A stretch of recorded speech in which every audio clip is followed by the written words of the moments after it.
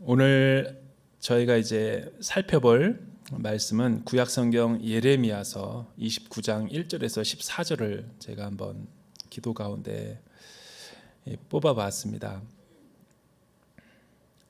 설교를 이제 준비하다가 보니까 다소 이렇게 방향성이 조금 여성들과는 맞지 않을 수 있겠다라는 생각을 하게 됐어요. 근데 왜 하나님이 이 말씀을 나누게 할까?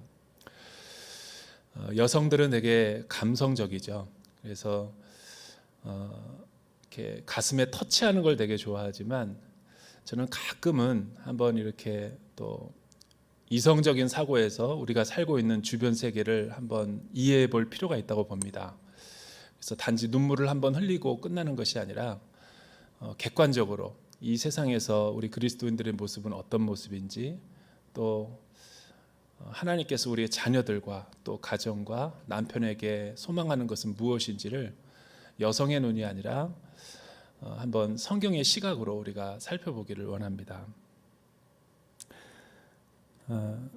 1755년에 이 포르투갈 리스본 수도에서 대지진이 일어났습니다. 1755년이면 전 세계가 가장 이 합리주의와 또 과학적 사고가 이 팽배해 있었고, 낙관주의적인 사고가 그 어느 때보다도 가장 무르익었을 때가 1755년이죠. 그래서 인류는 끊임없이 진보한다고 사람들은 믿었고, 과학과 기술의 진보가 그 어느 세기보다도 가장 비약적으로 발전했던 때가 바로 이 1755년이라고 해요. 근데 카르무 성당에서 그때 많은 이제 사람들이 운집한 가운데 9시에 이제 이렇게 정각의 예배가 집례가 되었습니다. 이제 웅장한 파이프 오르간과 또 가장 그 시대 당대 최고의 설교자가 설교를 하고 있었고, 또 많은 사람들이 이목을 집중해서 듣고 있었고, 근데 역사상 가장 강한 지진이 일어났죠. 그 지진으로 그 당시 해양 패권 국가였던 이 포르투갈은 그 해양 패권 국가의 모든 리더십을 다 잃어버렸을 뿐만 아니라 경제적인 이 엄청난 손해를 보았고, 그 예배를 드리고 있었던 사람을 포함해서 그 수도권이 6만 명이 다 사망하는 이 끔찍한 재난이 일어났어요. 한순간에 그 예배당과 모든 지역은 아수라장이 돼버렸고, 이 건물 가운데 거의 남아있는 것이 없을 정도로 아주 강력한 대지진이 일어났죠. 이때 많은 이 해석을 놓고 많은 이 진단과 접근과 분석이 일어났다 그래요. 어떤 사람들은 이 영적인 해석을 선택했다 그래요. 이거는 이 포르투갈이 엄청난 하나님 보시기에 죄악의 도시, 소돔과 고모라와 같은 도시였기 때문에 하나님이 우리를 징계하신 거다. 그래서 두려움과 공포 가운데 있었고, 또 다른 큰 지진이 일어날 수 있다. 사람들이 포비아 가운데 있었다고 그래요. 이 포비아 팬데믹이 일어난 거죠. 한두 사람만 사실은 내 가족이 죽어도 우리는 공포에 질리는데, 거의 그 리스본에 있었던 많은 사람들이 사상이 됐으니까 얼마나 많이 두렵고 떨림이 있었겠어요. 그런데 그 영적인 해석에 반기를 제기하는 사람이 있었어요. 사회학적인 접근으로. 무슨 소리냐? 지금 이성의 시대에 그렇게 합리적이지 못한 아주 비이성적인 사고를 하는 당신들이 잘못된 것이다. 리스본이 이렇게 많은 사상자가 발생한 이유는 우리가 너무 고층 빌딩을 지었기 때문이다. 장자크 루소어 같은 사람도 가장 계몽적인 사람이었지만 리스본 사태를 놓고 그런 식으로 해석을 했어요. 그 당시 최고의 지성인이었고, 인권뿐만 아니라 세계의 모든 이 법전을 집대성하려고 했던 그가 사회계약서를 주장하면서 합리적인 접근을 했던 거죠. 근데 나중에 밝혀진 사실이지만 리스본에는 고층 빌딩이 없어요. 그 권위자의 말이니까 사람들이 다 그렇게 그냥 신뢰했었던 거지. 그가 비판하려고 했던 한 가지죠. 리스본이 파리보다 죄악의 도시, 유흥의 도시 영국보다 더 런던보다 더 죄를 많이 지어서 과연 우리가 이렇게 무너졌는가? 그렇지 않다라는 거죠. 또 어떤 사람은 우리가 사실은 지진이 잦았음에도 불구하고 내진 설계를 잘 하지 않고 지진에 대한 연구가 사실은 미진했기 때문에 이런 사태가 이뤄진 거다. 그걸 조금 더 알고 예방했더라면 전조라는 것이 있는데 이 지진이 일어나면은 두꺼비들이 다 이동을 한다 그래요. 그러면 우리가 그걸 알고 미리 대피했더라면 재난에 대한 매뉴얼이 있었더라면 이런 재난은 일어나지 않았을 것이다. 뭐 이런 여러 가지 해석. 또 성경학자들은 이 말씀을 근거로 해서 지금이 요한 계시록의 때가 임박해 있다. 이렇게 또 주경학적으로 접근하기도 하고, 그러니까 성경을 문자적으로 막 해석해서 임의대로 자기에게 적용하는 일이 많이 있었어요. 또 어떤 사람들은 이런 사회적인 재난이 일어나자 사람들이 포비아와 두려움 가운데 있다는 것을 알고 이렇게 된 것은 어떤 특정 부류의 사람 때문이다라고 해서 마녀 사냥을 하기 시작했죠. 예를 들면 우리 포르투갈에는 지금 많은 흑인들이 노예들이 와 있는데 저들 때문에 우리가 이렇게 사회적인 어떤 이런 일들이 일어난 것이다. 뭐 이런 식으로 해서 흑인들을 잡아다가 마녀 사냥하고 고문하고 죽이는 일이 가장 합리적이라고 하면서도 가장 미개한 짓들이 그 당시 가운데 일어났다고요. 여러분, 그 당시 포르투갈의 리스본은 오늘날 미국의 그 뉴욕과 같은 최고의 도시였죠.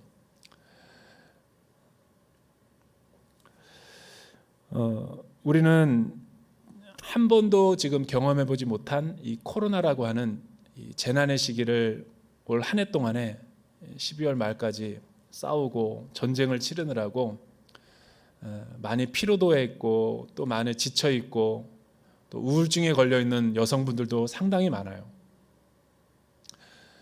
제가 아는 어떤 우리 공동체의 한 여성분은 오래간만에 본 어머니의 얼굴이 너무나 심각할 정도로 노화가 돼가지고 마음이 속상했다라고 저에게 이야기를 해줬어요.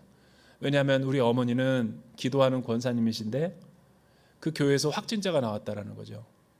그러니까 어머니의 평생 해왔던 경건 생활은 교회 가서 새벽 기도서부터 늘 제단을 쌓고 기도하고 또 교회에 많은 지인들과 함께 성경 공부를 하고 통독을 하며 말씀을 들으며 이렇게 살아왔던 삶인데 하루아침에 올 한 해 가운데 모든 것들이 일상이 멈춰져 버리고 특별히 그 교회 자체에서 확진자가 나오는 바람에 교회가 오랫동안 이 프로그램과 양육이 진행이 될 수가 없었대요.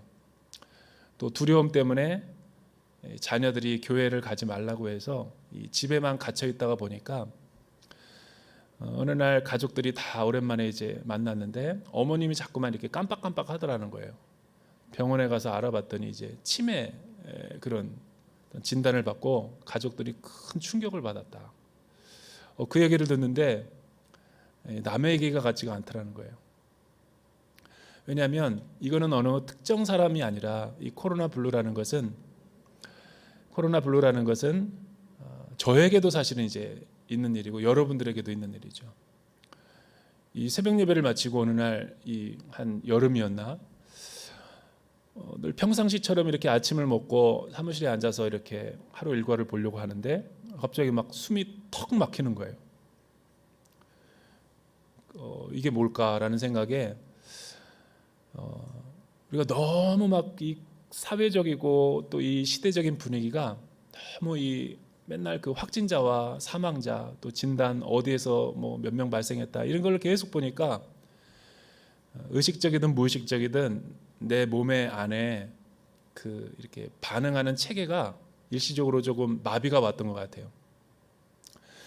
이번 주는 예배를 열어야 되는지 또 새로운 학기에는 어떤 양육과 프로그램을 해야 되는지 또 이렇게 신방을 어떻게 해야 되는지 또 순신방을 하게 되면 그때는 코로나가 조금 사회적 거리두기 단계가 약해야지 우리가 일상에서 같이 소통하고 교제하는데 그러지 못하니까 또 비대면으로 다시 전환하고 이런 일들이 1년 동안 우리가 반복된 거예요. 이 코로나와 싸우다 보니까. 그러다 보니까 약간 어떤 심리적으로 또한 약간 이 정신적으로 그런 좀 충격이 왔던 것 같아요.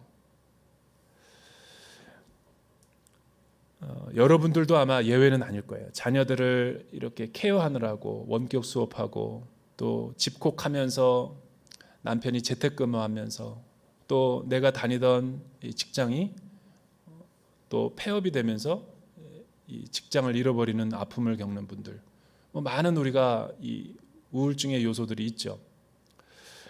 우울이라는 것은 사실은 장벽을 말하는 거예요. 내가 할 수 있는 것을 할 수 없는 그 장벽에 부딪혔을 때 이 우울증이 우리에게 찾아오는 거죠. 왜 이 코로나라는 것이 하필 우리 시대에 또 언제 끝날지 모르는 이 코로나와의 전쟁이 내 세대 가운데 이렇게 일어나면 됐을까? 이 코로나 사태를 놓고도 얼마나 많은 이 각양각계층에서의 해석과 또 이해가 많은지를 몰라요.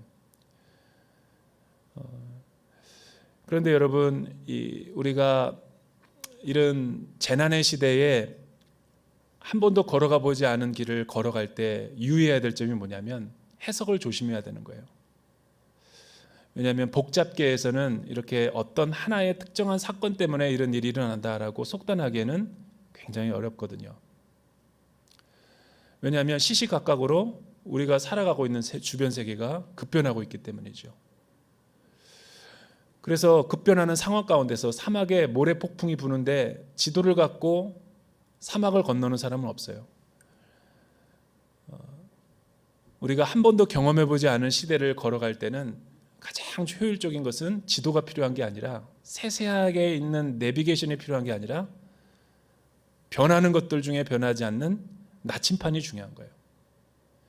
그래서 이 나침판이 가리키는 방향으로 그 폭풍우와 비바람을 우리가 헤쳐나갈 때 우리는 마침내 언젠가 이 재난이 끝날 때 우리는 생존할 수 있고 또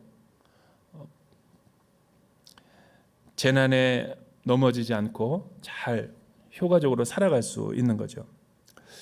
그러나 저는 조심스럽게 말씀을 통해서 한번 이 코로나가 왜 일어났을까를 오늘 말씀을 비추어서 생각해 보면 분명한 답이 나와 있어요. 왜 우리 시대 가운데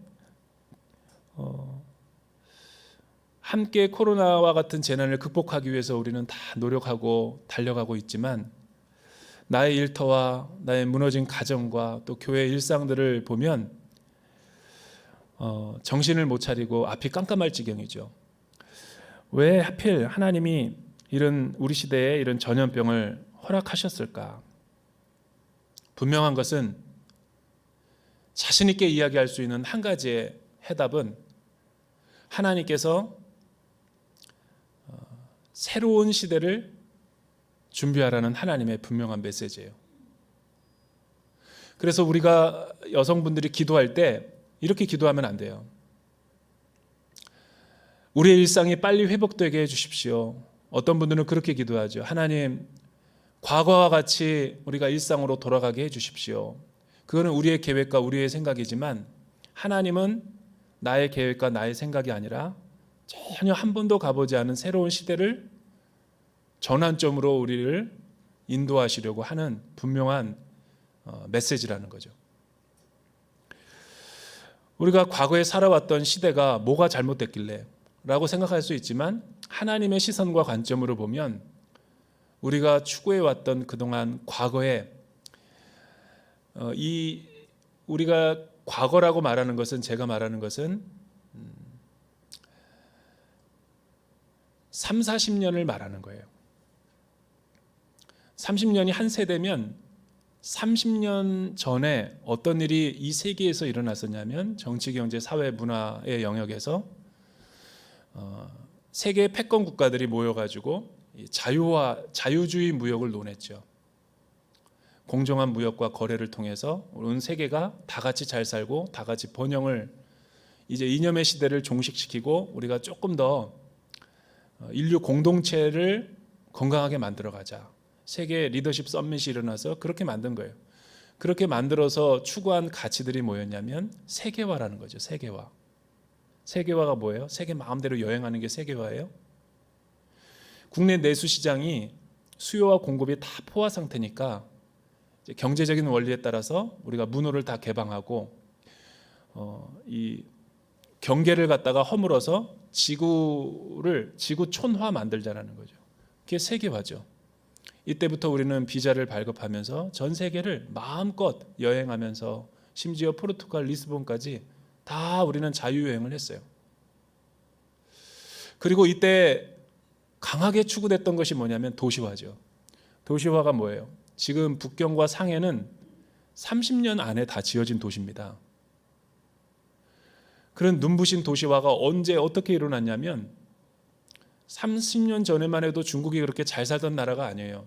그런데 40년 동안에 비약적인 발전을 통해서 세계화를 통해서 세계 많은 금융과 경제적인 투자가 이루어져서 문호가 개방되고 이념은 종식되고 엄청난 발전을 하게 된 거죠.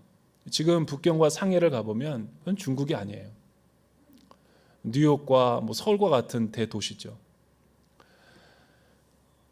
그러나 사람들이 이 균형 있게 지역에 거주하는 것이 아니라 어떤 특정 지역에 지나치게 많은 밀집되다 보니까 도시화로 인해서 얼마나 많은 빈곤 문제와 계층화 문제와 여러 가지 많은 일자리의 문제들이 일어났어요. 위생의 문제, 그죠? 또 하나는 뭐냐면 마지막 이 세계 패권 국가들이 추구했던 게 뭐냐면 금융 거래를 자유화하자. 이 돈의 결제 수단이 아니라 전자 상거래나 또 이커머스 같은 걸 통해 가지고 그냥 자유롭게 비트코인이 바로 대표적인 거죠. 그거에 집약된 게 마지막으로 비트코인 같은 거예요. 비트코인 그러니까 비트코인이 뭐예요라고 묻는 분도 있지만 인터넷 검색해 보면 잘 나와 있죠. 암호화폐죠. 암호화폐. 이 돈도 필요 없다 이제. 여러분 둔산동에 어느 날 스타벅스에서 커피를 먹으러 가려고 이렇게 정신을 깨우려고 제가 이 옷차림도 그냥 위에다가 잠바 하나만 걸치고 갔어요. 현금을 들고 갔단 말이에요. 줄 서서 아메리카노를 테이크아웃 하려고 했더니 손님에게는 못 팔겠다라는 거예요. 왜냐하면 우리는 현금을 안 이용한다고. 이 둔산동 여기. 그래서 제가 커피를 좋아해서 커피를 사 먹으러 갔는데 다시 돌아왔어요. 가져온 게 없어서. 문화 충격이었죠. 현금 안 받습니다 지금. 우리 대전오누리교회 여성들만 지금 현금 갖고 댕기지 현금 안 갖고 댕겨요 지금. 여러분 자녀들은 현금으로 헌금을 안 해요. 대학 청년부들은 우리와 달라서 현금으로 헌금을 안 합니다. 계좌를 이체하지.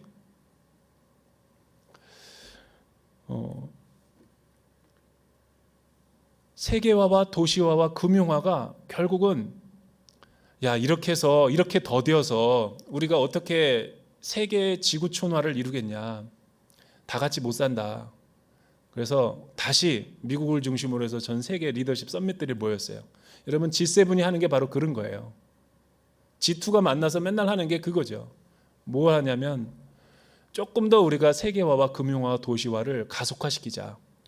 그렇게 해서 더 많은 세계가 북반구와 남반구가 다 개방했죠.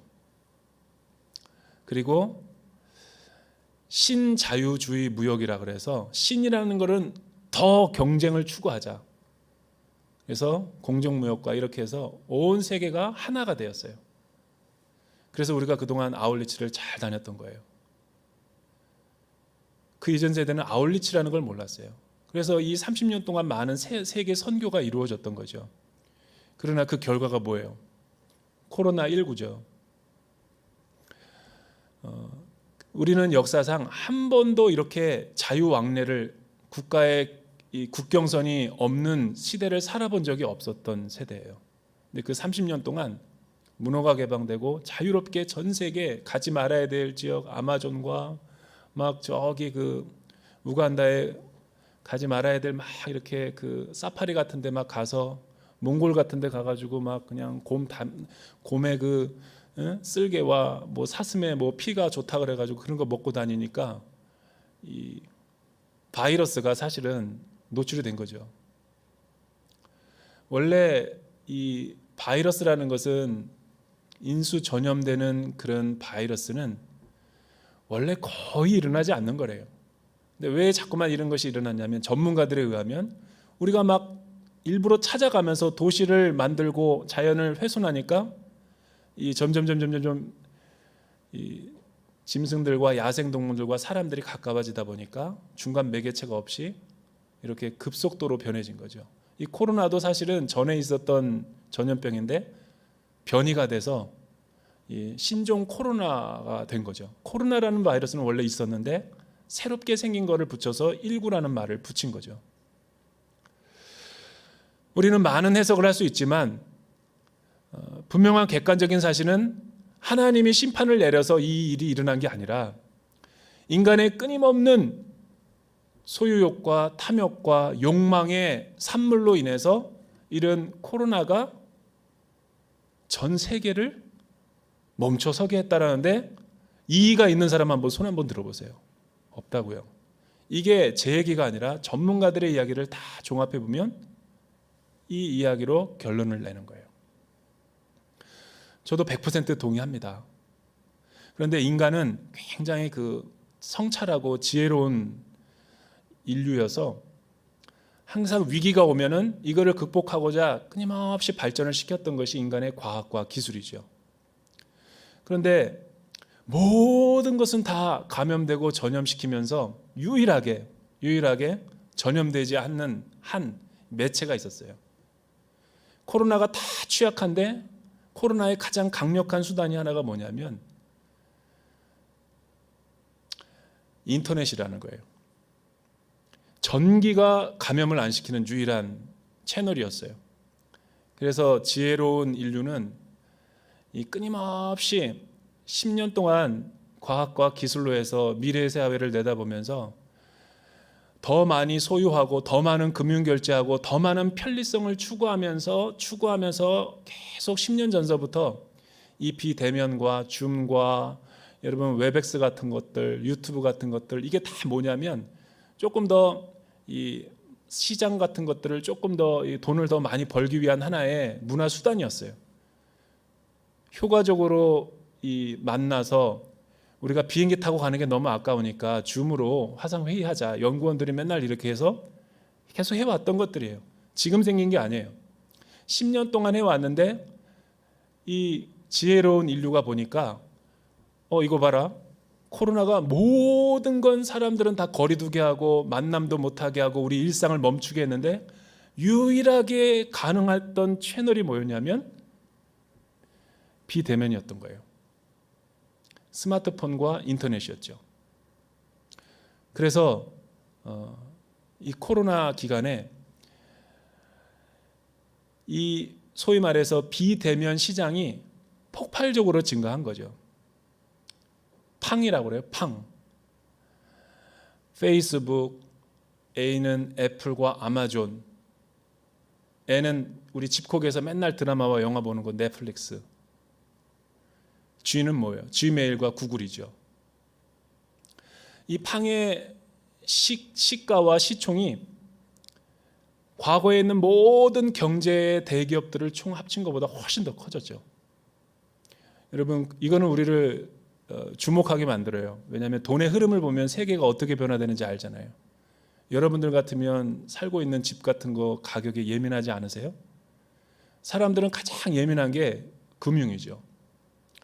그러니까 이 금융시장에 많이 이렇게 폭발적인 주식이 몰리고 주가가 모인다는 것은 지금 세계가 어떤 쪽으로 변화되고 있다는 걸 한눈에 보여주는 거예요. 이 교인들이 이런 걸 모르면 안 되죠. 그런데 이 팡이라고 하는 모든 이 성장과 이 급 변화에 한국도 예외가 아니에요. 우리 수요 여성 예배 분들은 늘 경건하고 말씀과 기도에 충실해서 이런 거에 관심이 없는 것처럼 보이지만 어떻게 보면 여러분 10년 전서부터 스마트폰과 이 카톡 지금 안 하시는 권사님들 없잖아요. 맨날 저에게 카톡으로 오시던데 전화 안 걸고. 왜 그럴까요? 왜 김 목사한테 권사님들이 카톡이나 문자를 많이 보낼까요? 불편하니까. 목사님 목소리 듣기가 좀 불편해서. 그렇죠. 저도 그래요. 저도 전화 거는 권사님 거의 없습니다. 카톡으로 어느 식당으로 오세요 그러면 딱 만나는 거죠. 그런데 여러분들이 지금 앉아있는 표정은 제가 이를 얘기하니까 다른 새 세계에 사는 것처럼 얘기하는 것처럼 듣고 있는 거예요. 여러분 10년 동안 우리는 비대면 문화를 추구해 왔다고요. 왜? 편리하니까. 오전 10시에 수요 여성 예배 안 나오는 분들은 다 어디에 있냐면 둘 중에 하나예요. 집에서 아침 드라마 보던가, 두 번째는 G마켓 쇼핑하고 있던가. 왜냐하면 권사님들이 또 집사님들이 쇼핑하는 타임이 바로 이 오전 타임이거든요. 제 얘기가 아니라 우리 회사에서 조사를 했대요. 대한민국 여성이 7, 80%가 오전 10시에 안 움직인대요. 그리고 이때 매출이 가장 높다라는 거죠. 이 수요 여성 예배 시간도 바꿔야 될지도 몰라요. 여러분 왜 이렇게 사람들이 비대면 문화를 추구하게 됐는가? 왜 그러겠어요? 코로나 때문에가 아니었어요. 사람들의 욕망은 불편한 거를 싫어해요.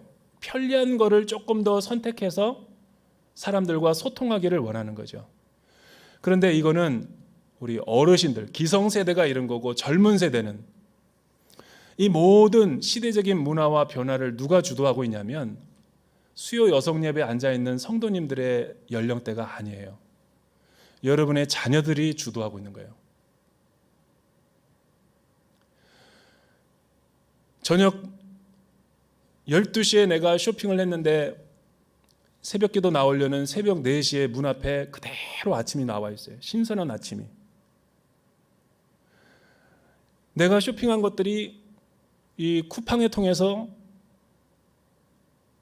정확한 시간에 내 앞에 와 있어요. 사람을 한 번도 만나지 않았는데. 여러분 우리가 잘 이용하는 그 우버 택시라든가 여러분 휴가 갈 때 에어비앤비 같은 거 쓰는 거 다 누가 만들었어요? 여러분들이 권사님들의 그 팬덤이 형성된 방시혁과 BTS. 어떤 권사님이 저한테 방시혁을 아냐고 그러더라고요. 자기는 요즘에 BTS에 푹 빠져 있대요. BTS 팬이 어르신들이 많아요. 놀라운 사건은 여러분 이 카카오 택시로 우리가 불러오는 모든 것들이 기존에 있는 모든 기업들이 만들어낸 것이 아니에요. 우리 자녀들 84년생부터 97년생들이 게임에 빠져있는 세대들이 재미로 만들어낸 게 이런 문화와 가치 창출인 거죠. 지금 세계의 변화는 왜 이렇게 막 정신없이 돌아가는가? 이제 기성세대들은 죄송합니다. 자리에서 내려오시고 은퇴하고 젊은 세대들이 경제 성장의 주도가 되니까 이게 충격이 온 거죠. 지진이 서로 판들이 무너져가지고 부딪혀가지고 일어나는 것처럼. 그걸 모르고 있는 게 무조건 영적으로만 해석하고 요한계시록 읽고 한다 그래가지고 우리 세대가 달라지는 게 아니죠. 이거는 하나의 트렌드고 시대 흐름이고 변화예요.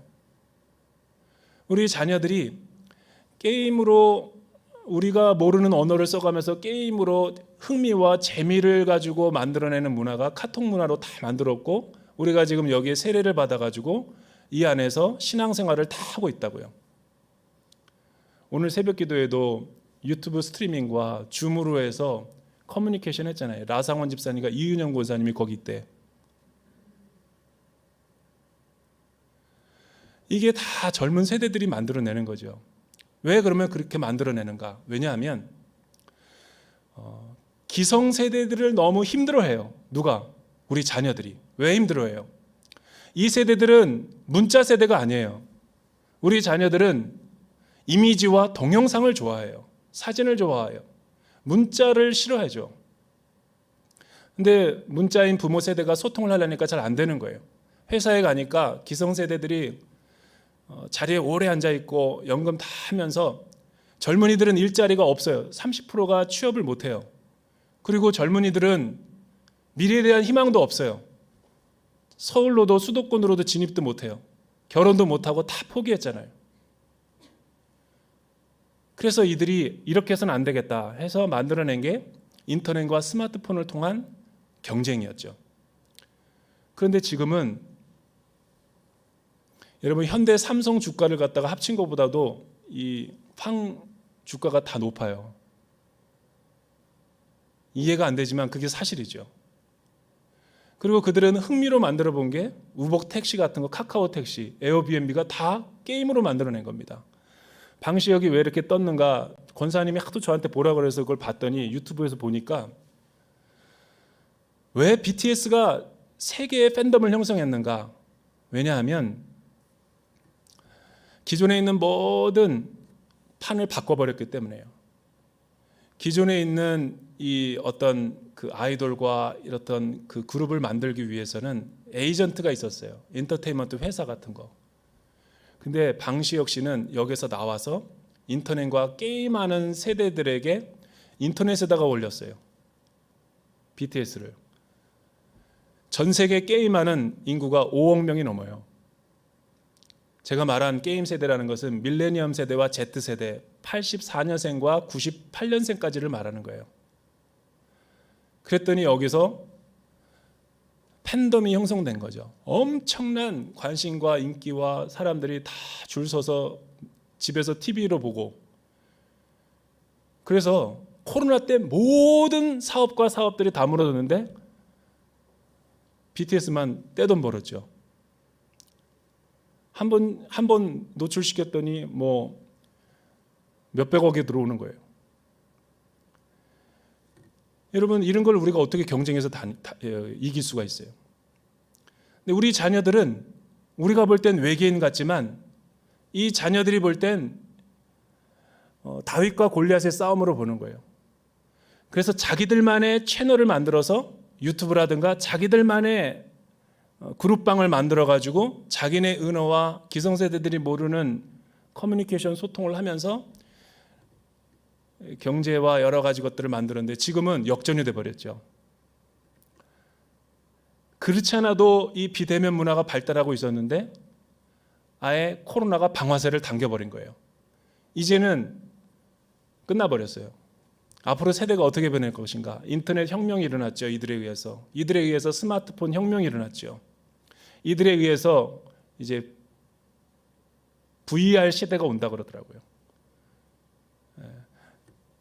이 안경 같은 것만 끼면 영화에서나 보는 것처럼 우리가 런던에서 만나가지고 서로 소통하고 대화하고, 그 중간 단계가 우리 코로나 1년 동안 겪고 있었던 지금 이 모든 문화라는 거예요.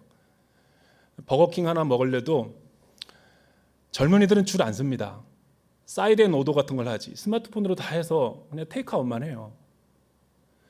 여러분, 던킨이 도너츠라는 단어를 빼버린 거 아세요? 도너츠로 돈 버는 시대는 끝났어요. 던킨이 빅데이터라든가 이 줌이라든가 이런 비대면 모든 회사를 다 지금 사버렸어요.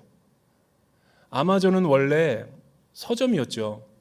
근데 아마존이 전 세계 모든 유통망을 다 가져가 버렸어요. 그래서 지금 하고 있는 게 이거죠. 이제 젊은이들 이 성장 주도 세력과 함께 호흡을 맞춰야 되기 때문에, 그러면 앞으로 우리가 내년에는 어떻게 더 변할 것인가? 우리가 계시록만 잘 묵상한다 그래서 되는 게 아니라 우리 시대는 급변할 거예요. 더 심각하게 변할 겁니다. 그런데 계속 이 순장님이 보내주는 이 공동체 성경 읽기와 생명의 삶 큐티도 무서워서 터치를 못해서, 목사님 이거 어떻게 여는 거예요? 안 열려요. 권사님 터치하세요. 터치를 어떻게 하는 거예요? 떨려요 목사님. 그렇게 하면 안 되는 거죠. 제가 왜 이렇게 이 이야기를 장황하느냐, 예레미야 29장은 이런 재난과 같은 엄청난 임팩트가 왔었던 성경의 유일한 시대예요. 여러분, 구약의 이스라엘 백성들에게 가장 강력한 충격과 재난이 뭐였냐면 나라를 잃어버리고 성전이 파괴되는 것을 자신의 눈으로 목격하는 거였어요. 그리고 자신의 가족과 백성들이 이방민족이었던 바벨론의 포로로 끌려가는 것을 생생하게 목도해야 되는 현장이 있었어요. 아마 제가 보니까 디지털 세대와 아닌 아날로그 세대와의 그 갈라지는 것처럼 이들은 어떤 분기점에 있었던 거예요. 어떤 분기점이냐면 이 당시에 막 많은 하나님의 말씀을 대언하는 선지자들이 많았어요. 예레미야 당시 하나냐와 같은 사람과 많은 선지자들이 뭐라고 얘기하냐면, 바벨론이 우리나라를, 하나님이 우리를 지켜주고 있기 때문에 우리를 침공하지 못한다. 이 나라가 견고한데 왜 없어지겠느냐. 두 번째, 예루살렘 성전이 무너진다는 것은 말도 안 된다라는 거예요. 오직 예루살렘 성전이 무너질 것이며, 우리 이스라엘 백성들은 우리의 죄로 인해서, 우리의 탐욕과 욕심으로 인해서 하나님의 징계를 받아서 바벨론의 포로가 될 것이다. 바벨론의 포로로 끌려가는 사람들은 살 거지만, 그렇지 않고 계속 저항하고 반역하는 사람들은, 그들은 심판을 받게 될 것이다. 이렇게 얘기한 사람은 예레미야 한 사람뿐이었어요. 그러니까 많은 이스라엘 사람들이 예레미야를 돌로 쳐서 죽이려고 그랬죠. 하나냐와 같은 거짓 선지자들은 평안하다, 걱정하지 마라, 성도님들 안전하십시오, 곧 일상으로 돌아갈 겁니다. 저는 일상으로 돌아가면 안 된다고 봐요. 교회가 과거와 말이 안 나오네. 하나님이 우리에게 이런 코로나의 재난을 허용해서 주신 것은 아니지만, 우리의 욕심에 의해서 우리가 스스로 자초했지만, 하나님이 허용하신 것은 우리의 내면의 세계를 성찰하고, 우리 교회의 과거의 부끄러움과 영혼의 민낯들을 돌아보고, 우리가 그동안 가정에서 영적인 제사장으로 살지 못했음을 가슴을 찢고 회개하고, 우리가 너무나 하나님 중심으로 살지 않고 자기 중심으로 살면서 직장과 생업에 매달리면서 하나님 없이 살아가렸던 그 삶, 일상, 그 프레임으로 다시 돌아가지 않게 하기 위해서 하나님이 이 안식과 우리 일상을 스톱시키고 돌아보게 하고 모든 것을 멈춰버렸는데, 우리가 기껏 기도한다라는 것이 1년 동안에 주님, 하루빨리 백신과 치료제가 개발이 되어서 우리 일상이 옛날로 다시 돌아가게 해주십시오. 또 이렇게 기도하는 것은 어떻게 보면 새 시대를 여시고자 하는 하나님의 계획을 저항하는 거예요. 왜 지금 바벨론 포로로 70년 동안 살아야 된다고 했을까요? 70년은 이 나라 민족이 정결해지는 시간이었어요. 느부갓네살 왕이 1차, 2차, 3차에 걸쳐서 에스겔과 이사야, 또 느헤미야와 또 이 예레미야와 같은 세대들의 모든 사람들을 다 1차, 2차, 3차에 걸쳐서 포로로 끌려갔어요. 그런데도 저항하다가 남아있는 사람들은 예루살렘 몰락과 함께 다 심판당해서 죽임을 당했어요. 그런데 예레미야는 끝까지 예루살렘의 멸망을 보면서 예레미야 애가를 지켜보고 있어야 됐기 때문에 그는 그곳에 남아 있었고 순교를 했지만, 1, 2차, 3차에 걸쳐서 바벨론에 끌려갔던 사람들의 편지와 이야기를 들어보니까 그곳에서도 항복하지 않고 저항하고 폭동을 일으키다가 느부갓네살에 의해서 죽임을 당한 세대들이 있었어요. 그러니까 1, 2차, 3차가 끌려갔던 게 다 바벨론 문화에 살았던 사람들이 아니에요. 끌려는 갔지만 비자발적으로 계속해서 그곳에서 주는 음식을 안 먹으려고 그랬고, 계속 그들의 코드와 그들의 문화에 거부를 했고, 우리의 왕은 하나님이다라고 하며 느부갓네살을 거부했고, 그러자 594년과 595년에 BC 폭동이 일어났죠. 바벨론 포로로들의 사이에서. 그래서 완전히 이스라엘 백성들이 거의 멸절 지경에 있었어요. 그때 예레미야에게 하나님의 음성이 들렸죠. 어떤 음성이에요? 그게 바로 1절이에요. 제가 한번 읽어드릴게요. 우리 1절과 2절, 3절 우리 같이 한번 읽어보죠. 1절과 2절, 3절 한 목소리로 읽어보죠. 시작.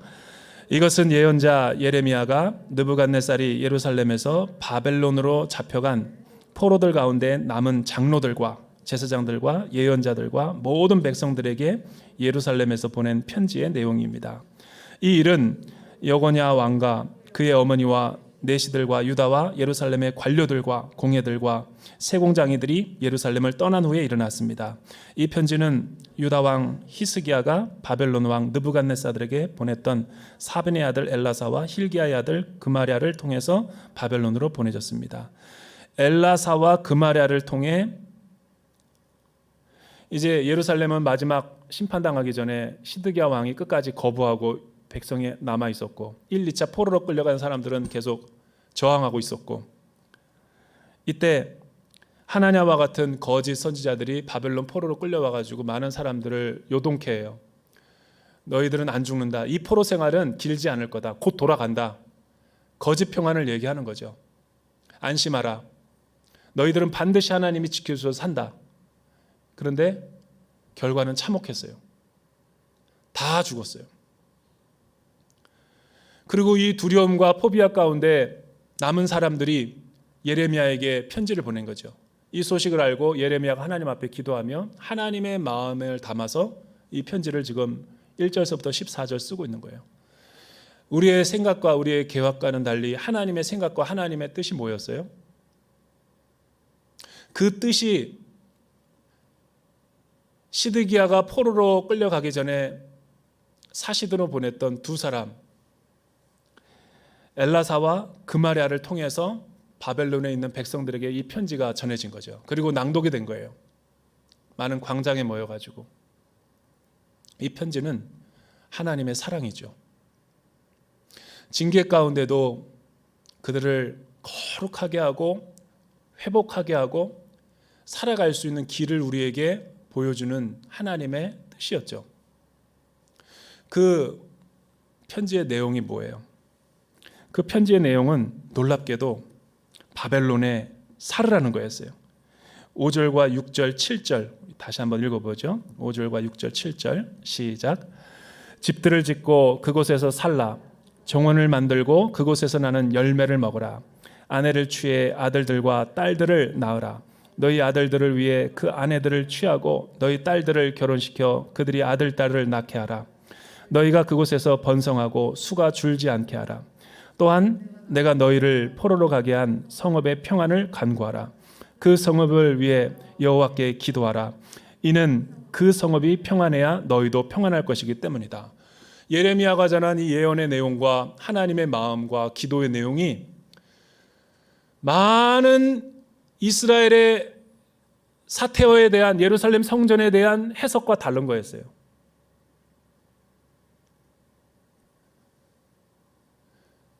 바벨론에 가서 집을 짓고 밭을 가꾸고 자녀를 거기서 낳은 자녀들을 결혼을 시키라는 거예요.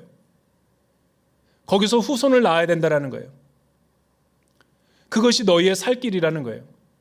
근데 왜 많은 사람들은, 이스라엘 백성들은 하나님이 주신 메시지를 거부할까요?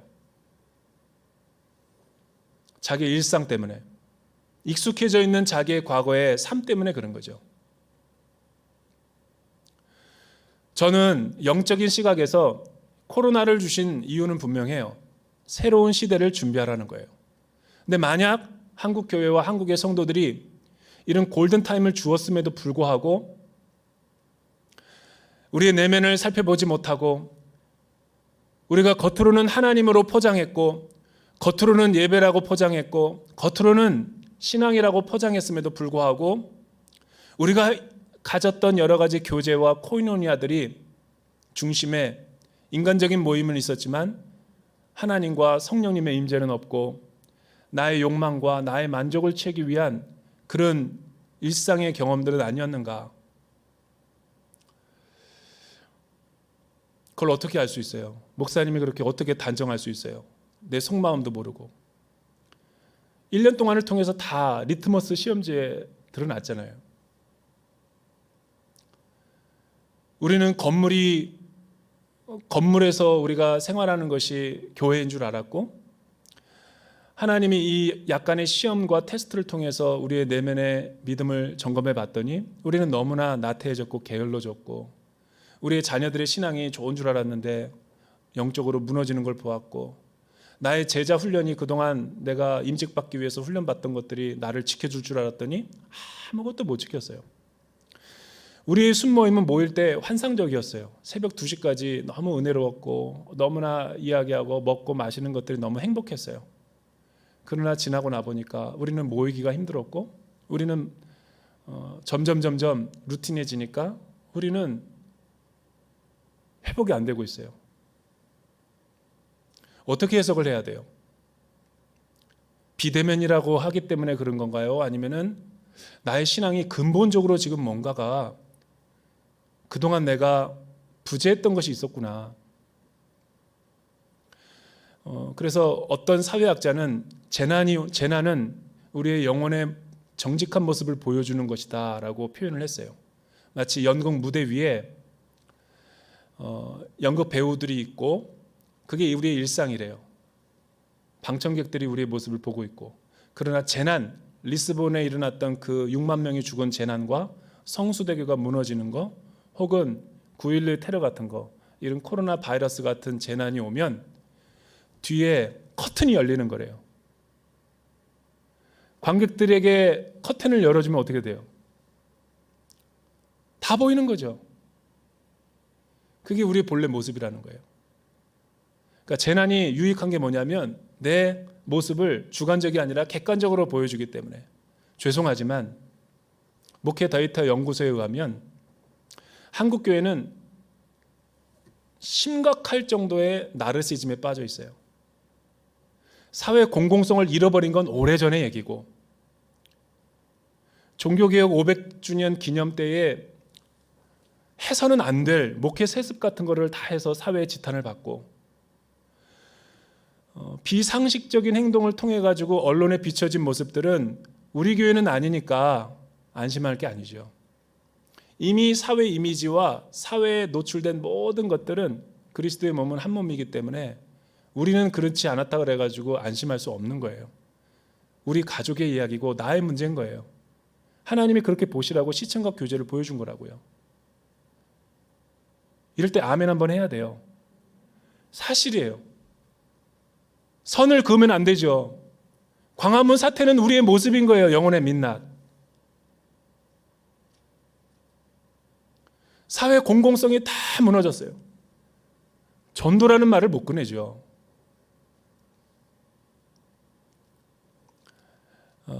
그게 하나님이 다 1년 동안에 우리의 내면 세계와 모든 걸 보여주는 거예요. 혼란스러웠어요. 목사인 저도 혼란스러웠고 권사님들도 혼란스러웠고, 이곳이 안전하지 않기 때문에 못 온 게 아니에요. 제가 보기에는 우리 성도님들의 흔들렸어요. 그래서 남 탓하고 혐오하는 걸 좋아했어요. 우파와 좌파가 나눠가지고 교인들이 세상에서 하는 일들을 교회 안에 와가지고 서로 비난하고 비판하고 이러니까 마귀가 제일 좋아하죠. 왜? 교회가 하나 되지 못하니까. 왜 사회에서 이렇게 교회가 비난받고 무시당했어요? 하나 되지 못하니까. 한 번도 하나 돼 본 적이 없으니까. 개교회주의로 같이. 그런데 하나님은 우리에게 새로운 시대를 열라고 이 코로나를 주신 거예요. 비대면을 해보니까 뭐가 좋으냐면 다 개방됐어요. 오픈 프라이머리 게임이에요. 나는 84년생과 98년생 목회자들이 희망이 있다고 봐요. 이들은 임대료도 안 내고 플랫폼을 만들어가지고 거기서 교회를 합니다. 다날페이를 통해서 계좌이체가 돼요. 오프라인은 한 번도 모이지 않으면서 온라인 교회가 만들어지고 성도가 만들어졌어요. 이미 기성교회는 선을 그은 거죠. 이 트렌드와 똑같죠. 저는 어떻게 보면 저는 낀 세대예요. 이러지도 못하고 저러지도 못하고. 그래서 아예 내 주특기인 브릿지나 해주자. 그래서 다리가 되려고. 다 들을 이야기가 있어요. 그런데 희망으로 얘기하자면 저는 젊은 세대가 희망이라고 봐요. 그래서 디지털 세계를 우리는 세상적인 문화의 도구라고 보면 안 돼요. 기성세대는 굉장히 조심해야 돼요. 교회는 만나야지, 오프라인에서. 이 코로나 사태가 있기까지가 하나님은 좋은데 교회가 싫어서 교회 안 나가는 성도들이 가나안 성도, 거꾸로 하면 안 나가. 그 가나안 성도들이 200만이었어요. 코로나 사태로 인해서 교회 출석이 회복되지 않으니까 이 가나안 성도가 늘어나서 많게는 400만이 된다 그래요. 이 어떻게 잡을 거예요? 이들이 좋아하는 교회가 뭐냐면 온라인 교회예요. 왜? 아무도 구속하지 않으니까. 그리고 좋은 목사님 설교 얼마든지 마음속 하루에 예배를 설교를 10번 듣는데요. 교회 지형이 지금 변하고 있는 거죠. 여러분 신앙의 체계가 지금 바뀌고 있는 거예요. 완전히 바뀌고 있는 거예요. 기성세대들은 두려워하고 있어요. 뭘 두려워하죠? 성도들이 안 돌아올까 봐. 20%에서 30%가 된대요. 6만 4천여 교회가. 저희 대전온누리교회는 그래도 건강한 거예요. 5, 60%가 나오니까. 근데 우리만 잘 돼서는 안 되니까. 이 심각한 코로나보다 더 심각한 거는 사실은 이게 심각한 거죠. 새 시대를 열어가고 있는데 한국 교회와 성도들이 못 따라가는 거예요. 디지털 세계를 거부하고 온라인 세계를 거부하고 계속 신천지 이단과 마귀들에게 다 뺏기니까 그리스도인들은 싫어하는 거예요. 여러분 유튜브 검색해 보십시오. 신천지 이단 교리가 가장 조회수가 많아요. 그러니까 우리 젊은 자녀들이 노출이 거기에 되는 거예요. 알고리즘이니까. 내 의지와는 상관없이 뜨니까 무심코 눌렀다가 거기에 중독되는 거예요. 디지털 세계를 놓쳤죠. 그런데 이 코로나 시대가 우리에게 준 위기이자 기회는 뭐냐면 여성 사역도 참고해 보시라는 거예요. 두려워하면 안 돼요. 여기서 집을 짓고 거주하고 하나님이 허락하신 70년 동안에는 살아야 돼요. 이 통해서 뭐가 좋냐면 6만 4천여 교회가 지금까지 하나가 됐던 적은 없어요. 모두가 다 하나가 됐어요. 이 코로나 극복을 위해서. 온누리교회가 왜 이런 플랫폼 새벽기도를 처음으로 해보겠어요? 이지훈 목사님이 설교 안 하는 새벽기도가 언제 있었어요? 시대가 바뀌었다라는 거예요. 온누리교회가 가장 미래적인 교회였어요. 근데 지금은 굉장히 창의적인 교회들이 많아요. 성도 수는 100명도 안 되는데 온라인 조회수가 거의 영향력 있는 교회들이 많아요. 뭐예요? 새로운 역사를 지금 일으키시고 있는 거라고요. 이런 새로운 시대의 파도를 우리가 인지하지 못하고 계속 나는 만나야 된다. 그래서 오프라인만 주장하면 몇 번 소리 지르다가 이제 역사의 무대에서 사라지는 거죠. 젊은이들이 이걸 주도하고 있기 때문에. 하나님이 이렇게 말하는 거예요. 마지막이죠.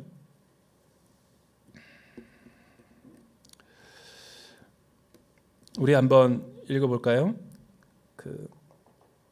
11절, 12절 우리 같이 한번 읽어봐요. 11절과 12절 마지막으로 시작. 여호와의 말이다. 내가 너희를 위해 갖고 있는 계획들을 내가 알고 있으니 그것은 평안을 위한 계획이지 재앙을 위한 것이 아니며 너희에게 미래와 소망을 주기 위한 것이다.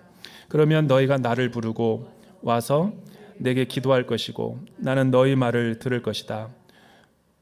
너희가 너희와 너희의 온 마음으로 나를 찾을 때 너희가 나를 찾고 나를 발견할 것이다.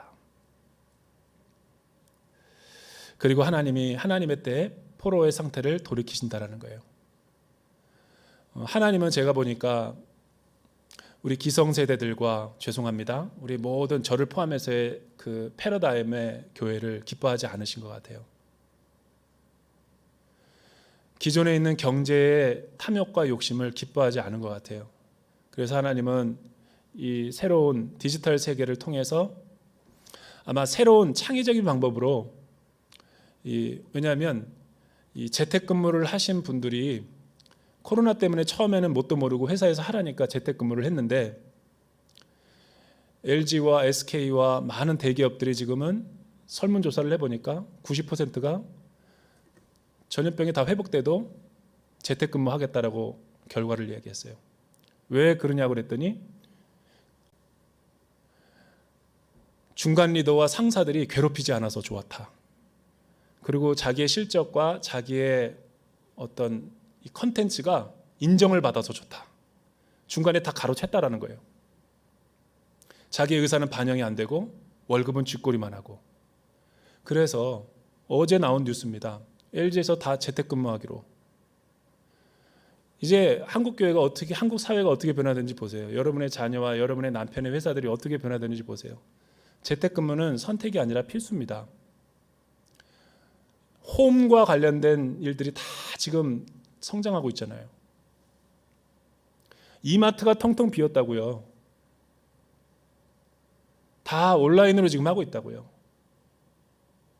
더 싸고 편리하고.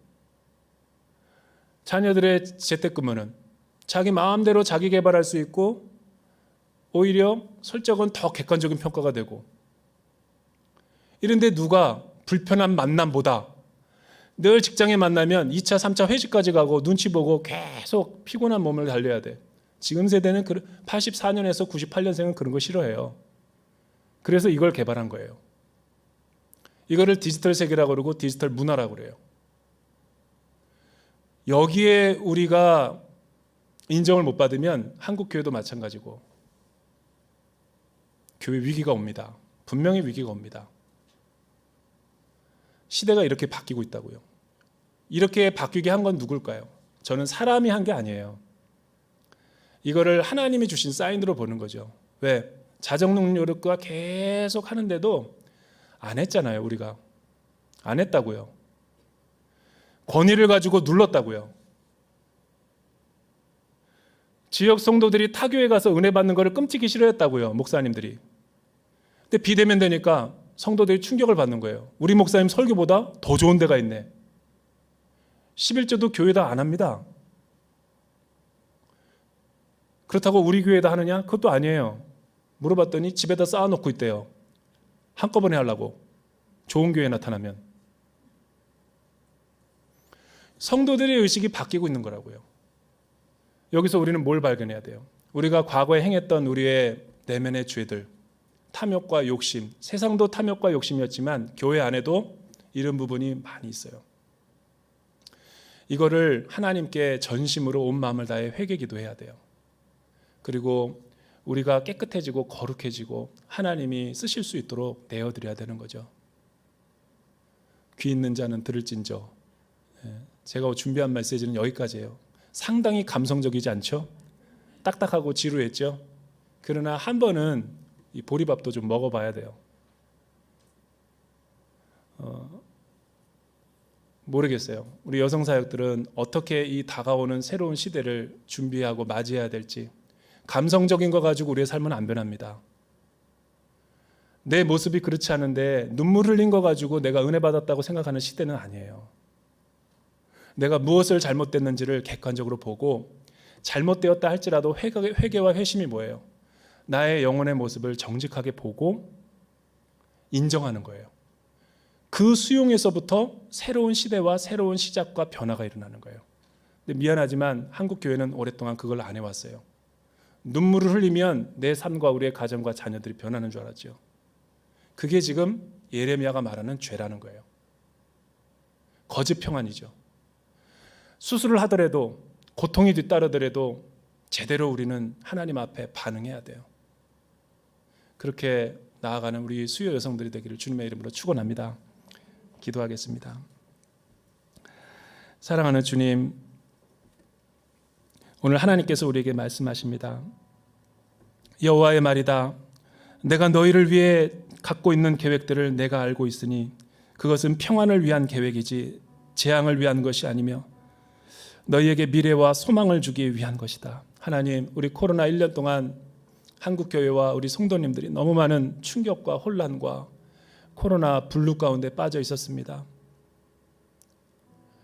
어디로 가야 될지 모르고 미래에 대한 막연한 불안과 두려움이 우리 가운데 있었습니다.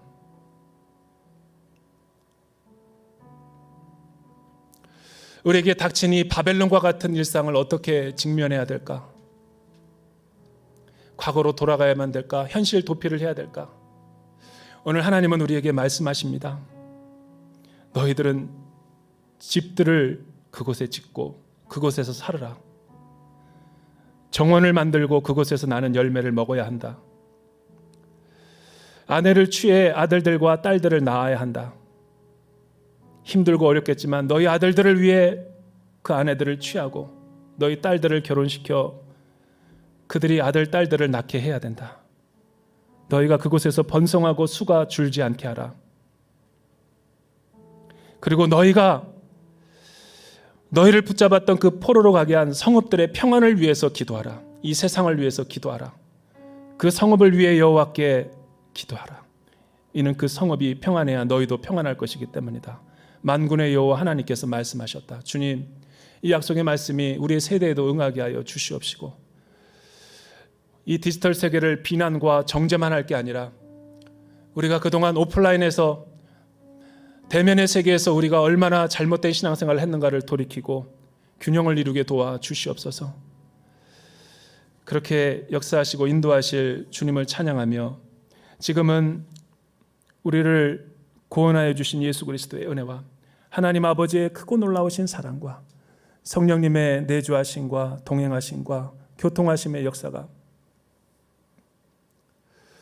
이스라엘 백성들의 우상숭배와 탐욕의 죄로 바벨론 포로로 잡혀가게 하셨지만 그곳에서도 그들을 치유하고 싸매고 낫게 하기 위해서 예레미야를 통하여 편지를 보내 어떻게 하면 살아갈 수 있는지 살 길과 사랑을 베풀어 주신 하나님의 은혜를 믿고 오늘 우리 코로나 시대에도 이 약속의 말씀, 소망의 말씀, 참된 위로의 말씀, 그 말씀을 믿으며 살아내기를 소원하는 머리 숙인 수요 여성 예배 모든 성도들 머리 위에와 온라인에서도 예배드리고 있는 모든 성도님들 가정과 생업 위에 이제로부터 영원토록 함께 하시기를 간절히 축원하옵나이다. 아멘.